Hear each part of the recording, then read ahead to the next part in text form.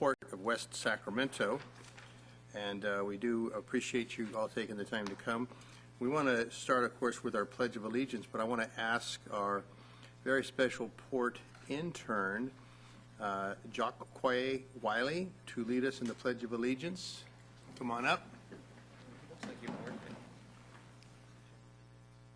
I was advised. Pledge allegiance to the flag of the United States of America and to the republic for which it stands, one nation, under God, indivisible, with liberty and justice. And although we have quite a bit of business to conduct, and we have some very important dignitaries in our audience tonight, And Roger Nilo's here too. and Roger Nilo is here as well. I'd like, it's pronounced Jacque. Jacque, would you come on up to the podium and just introduce yourself formally to the commission? Tell us where you are now, what you're doing, and where you're from, because we're really glad to have you working with us. Yeah. Okay. Yes. Well, my name is Jacque Wiley. I just finished my sophomore year at the California Maritime Academy, and will be starting my junior year this coming fall. I'm interning here with the Port of West Sacramento, and it's just been a great experience. So I'm very happy to be here, and very happy to see how this meeting goes. And you are from the Sacramento area? Yes, I am from the Sacramento area, born and raised in Rancho Cordova. And that school, you went to Rancho Cordova High? I went to Rancho Cordova, went to school all throughout that district. I went to Rosemont High School my freshman year, and then transferred to Folsom my sophomore year and graduated from Vista Del Lago High School. Great, well, keep it to yourself. He's so parochial. He's got to broaden his reach a little bit, act like you're doing. Well, thank you so much for joining us, and thanks for working with us. Good, nice to see you. And who has the assignment of working, showing? Is he working under your tutelage, Amy? No, we wanted to sign for Rick. I see. Okay. Fair enough. Okay, well, thanks again. Are there any other members of the public who, other than Mr. Nilo, who have a special presentation from him? But is there anybody else here tonight that wishes to address the Port Commission on a matter not otherwise on the agenda? All right, seeing none, we're going to go to our presentation, and we are honored today to have the president or executive director or chairman. I prefer emperor, but president will do. Roger Nilo, and also many other hats, but not the least of which, perhaps most important, as former port commissioner here, when we had a different complement of commissioners from around the region, and I personally really enjoyed working with you in those days. I learned a lot from you about Likewise. about administration of an organization, and I think we're all the better for the time you spent with us. So thanks for that. And you're here to talk to us about your new gig, the Sacramento Metropolitan Chamber, and how we can all work together and achieve nirvana. That's right. Toby encouraged me to speak for an hour, but as I told him, I can cram 5 or 10 minutes of content into 60 minutes of talking just about as competently as the next guy, so I'll keep it to 5 or 10 minutes. I do want to talk about the Chamber and things that are going on with the Chamber and regionally that specifically are relevant to the Port of West Sacramento. But I want to share with you a special connection that I have with the port that Supervisor McGowan knows about. He may not remember, but he knew about it at one time anyway. Part of the annals of the Port of Sacramento, Port of West Sacramento, is a story of an ocean-going ship named the Harpoon that made its way up to Sacramento sometime in the late 40s. I don't know. I was going to say I don't remember the year. I don't want to betray that. I don't know the exact year, but it was done to formally establish the designation of Sacramento as a deep water, an ocean port, to prove that an ocean-going vessel could make it to that spot. And that was really part of the effort as the precursor to the development of the Deepwater Channel and the port itself.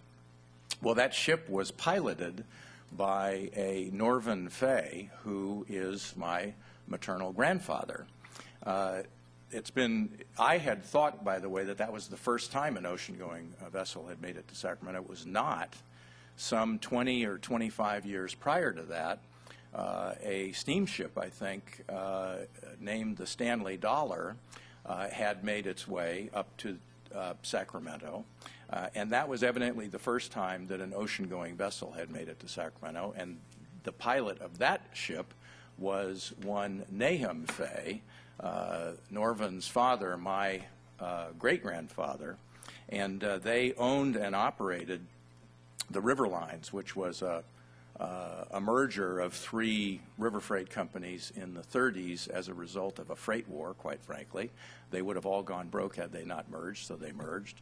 And so when I joined the Port Commission, my opening remarks were that I was really pleased to join the commission of the operation that put my family out of business. Now, it's not entirely true. The pipelines probably had more to do with it than anything. But do you remember what year they tore that down? Tore down The River Lines building there on... Oh, that warehouse Yeah. that's at the foot of the bridge there. You know, my office looks down on that, which kind of nostalgic for me. I do not. I am guessing perhaps the early 60s, mid 60s, something like that, because the River Lines moved their office to the Yolo side of the river, just a little north of the city of West Sacramento, or what would become the city of West Sacramento. So I'm guessing early, perhaps early or mid 1960s. But I've always had a very special connection with the port, so it was a lot of fun to serve on the commission, and especially with Supervisor McGowan. He was very nice in his compliments, but I, in return, learned a lot from him, too. So it was an interesting time as I was leaving the commission. The transition was beginning to happen, and I want to tell you that I am thrilled with what you've done with the port, and it has stayed a vibrant facility. Now you're even gaining container capability by virtue of the, and I don't know if you've received that equipment yet, but I read about it a few months ago, and so expanding the ability of the port to handle freight, which is very important in terms of the work that the Metro Chamber is involved with, and certainly the West Sacramento Chamber too. But I'm sure each one of you are familiar with the Next Economy, which is our regional economic development collaborative currently being managed by the Chamber, our Regional Technology Alliance, SACTO, Commerce and Trade Organization, and Valley Vision. It is a collaboration of those organizations, but involving, as we've been working on this for 11 months, involving scores of other entities region-wide, as well as hundreds of individuals. We've had regional forums. We've had work groups engaging people from private industry to discuss the sorts of things that we can do locally to actually help this sort of weak economic recovery that we have, but that we're told by people in industry can really make a difference in terms of their ability to grow and succeed in this area. And we've presented those things at our regional forums, and I won't go into all those details, but the point is that we are at that delicate point in time now where we could produce a report, and it would be a glorious report with all sorts of data and information on those things that truly can make a difference in our regional economy, transformative difference in our regional economy, and it would be very attractive, would look very nice on anybody's bookshelf, and would gather dust. We are now at the point where we need to translate these strategies that we have, if you will, into specific action plans. That's tough, because the task for us is to work with other organizations in the area, chambers, educational institutions, local governments, the Port of Sacramento, to establish specific action plans that can lead to those strategies that organizations will own as part of their strategic missions over the next 12 months and the next 5 years. And the Port of Sacramento is particularly important to that because you are part of our window to the outside, a tool here to do trade internationally. Foreign trade is an extremely important part of the strategies that we've established. More trade and frankly foreign investment too, but particularly trade. We've hired a new president and CEO for the World Trade Center, which quite frankly has not accomplished what it is needed to in terms of services to businesses and entities in our region to foster and assist foreign trade, and we intend to take that. That will be the strategic objective, the strategic, easy for me to say, priority for the Port of Sacramento moving into the future. And as I said, the port will be continue to be a very important part of that. So the mission of the Chamber is to foster regional economic prosperity, and we do that by being the voice of business, and we've always been pretty competent at advocacy, and I bring a certain amount of experience to that effort. But these days, economic development looms absolutely crucial for our region, and that will be a strategic emphasis for us, and look forward to working with the Port of Sacramento in that effort over the near term and longer term. So that's my particular interest with the port, which, as I say, is personal and historic. That's what we're doing at the Chamber and how it relates to the good work that you folks are doing, and look forward to working with your staff to accomplish those things. Thank you, Roger. Any questions of Roger? I had a couple of, did you have something?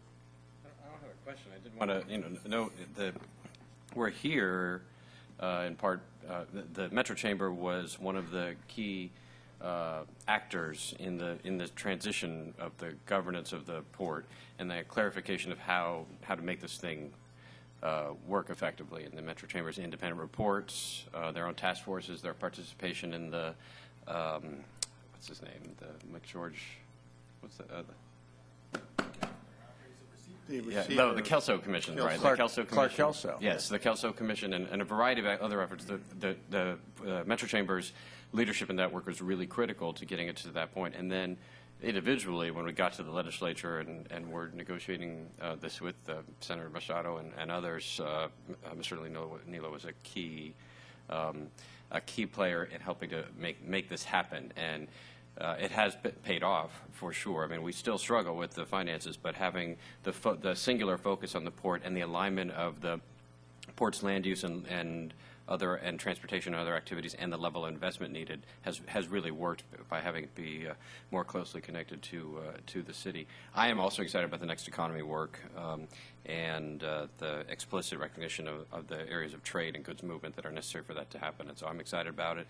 The port itself is also trying to be a better regional actor, through the Chamber and sponsoring and being partners in the World Trade Center and other activities. And so I think it can only get even stronger now that you're at the helm. But I think there's tremendous possibilities going forward for both the port and the Chamber as we try to expand the regional economy. There is indeed. Thank you. I want to follow up on that because I think that you being where you are is something we should, because of your connection, your understanding, quite frankly, not just of this relationship with the port, but your understanding of really so many things here in the region, we should really take advantage of. But a couple of points, actually. The port with Mr. Bill Panos back here and Mike Lucan and myself went on a trip to China a few weeks ago, and two things that came out of that trip. And I would invite these gentlemen to sit down with you or your folks at some point in the near future and download. But 2 points that really came out of that trip loud and clear was a a real potential for us exporting California wines to China. And Well, if we export wines, we won't have as much to drink here. well, we'll have to do a study mission to Shanghai, and then we can drink our wine as we did on our trip in Shanghai. But there's probably a role there for the chamber to help us really in sort of teasing that out, because when we get our containers up and rolling, that's just a natural fit. There are a lot of intricacies about that trade that I don't understand, that we'd have to master, but it is potentially there. But the other thing that was perhaps as exciting was our understanding that there are a number of Chinese interests looking to invest in the United States. And so finding that fit there between that interest and our need here would be something. And I just wasn't aware of that until we took this trip, either one of those dynamics. And so I would encourage these guys to come over and chat with you and share some of those learnings that we got from our little trip. And then next year, on our Cap to Cap, I believe our delegation is going to be led by Babs Sandine as the chair. Correct. Of our very own Babs Sandine. So we are pledging to you publicly today to have as large of a West Sac and hopefully a larger Yolo contingent, because as you know, she's over there at the University of California, Davis. So our goal this year is to whoop it up and get as many of the Yolo County and West Sac folks on that trip as we possibly can. You may regret that we do that, but we're going to go all out to try to make it a big show. We always have fun with our west of the river colleagues in the region, and no, that's great. We work hard really and great. then we play hard. Yes, which is the way it should be. Yes, absolutely. Good to see you. Thank you so much. Thank you very much. Appreciate it. Okay, consent. We have 3 items on consent. Do any of those need to be taken off for any further discussion, conversation, or question? If not, I'd entertain a motion to approve 3, 4, and 5. I had a question on 4, actually. Yes, go ahead. So the present value or some equivalent measure of what this 30% wharfage equals? I mean, I understand the value to us in terms of deferring or extending over time our payment of a particular obligation, but how does it actually all total up at some future point?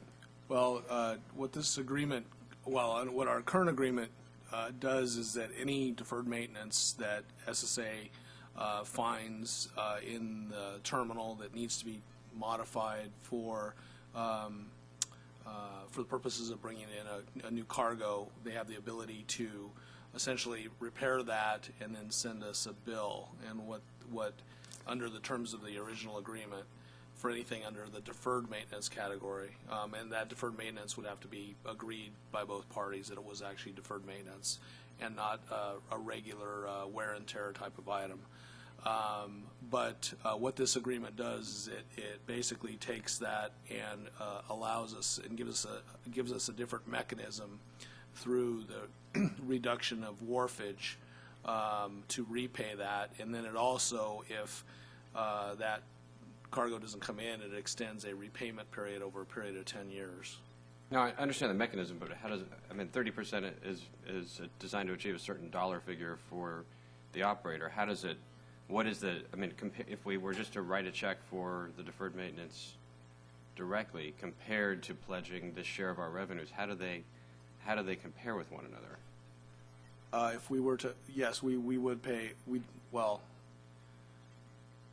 don't pay an interest rate on that unless we don't pay it back, or unless we don't have the ability to pay it back. Right, but I guess, but how do we know that 30% is the right figure and not 25 or 35 or? 30% until we have paid off the obligation.